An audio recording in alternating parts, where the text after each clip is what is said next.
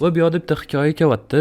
Bu yoqda johiliyat deyilyapti-ku, bu degani islomdan oldingi paytlarda. Islom kelishidan oldingi paytlar kitoblarda o'sha johiliyat payti deyiladi. Adi ibn Zayd No'mon ibn Munzir bilan bo'lgan bir voqea. Adi ibn Zayd bu kishi shoir kishi bo'lgan. Shu she'rlar, narsalar yozganlar. Aqlli kishi bo'lgan, dono kishilardan bo'lgan, islomdan oldingi paytlarda ham.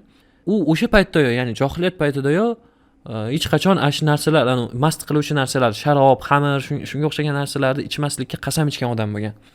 No'mon ibn Munzir bo'lsa, bu kishi sulton kishi bo'lgan, podsho, ya'ni shunaqa odam bo'lgan.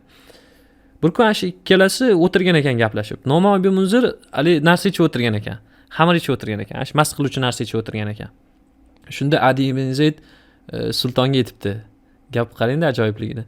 Menga gapirishga izn bering, faqat g'azab qilmang debdilar. Bu nima degani? Menga gapirishga ruxsat bering, podshodan tabiiy ruxsat so'raysiz gapirishga, faqat g'azab qilmang. Bu degani men sizga bir qanaqadir ogohlantirmoqchiman, yoki bir qanaqadir nasihat qilmoqchi xullas. No'mon ibn Munzir aytayaptilar, aytavering, gapiravering degan ma'noda aytdilar. Men bu turgan daraxt nima deyotganini bilasizmi debdi, savol so'rabdilar. Aslida daraxt gapirmaydi-ku. Qanday gapirish mumkin daraxt? Bu yoqda aytilyapti-ku, o'sha boya aytganimdek, bir narsa haqida ogohlantirmoqchilar, bir narsalar haqida tushuntirmoqchilar. Ya'ni o'sha umumiy qayta aytganda nasihat qilmoqchilar. Sulton aytibdi-yu, men deydi, bu daraxtlarning tilini tushunmayman, nima deyotganini bilmayman debdilar, ya'ni. Shoir shunda ajoyib gap aytgan ekan bu Adi ibn Zayd. Daraxt shunaqa deyaptiki, ko'p karvonlar atrofimizda cho'kkanlar, tin olib suv ichganlar. Ular ham ko'p o'tdilar, qum ostida murdaga aylandilar, deyapti. Qarang. Ya'ni davomida aytayotdilarki, sizdan oldingi ajdodlaringiz murda bo'ldi. O'ldi, ya'ni vafot qildi.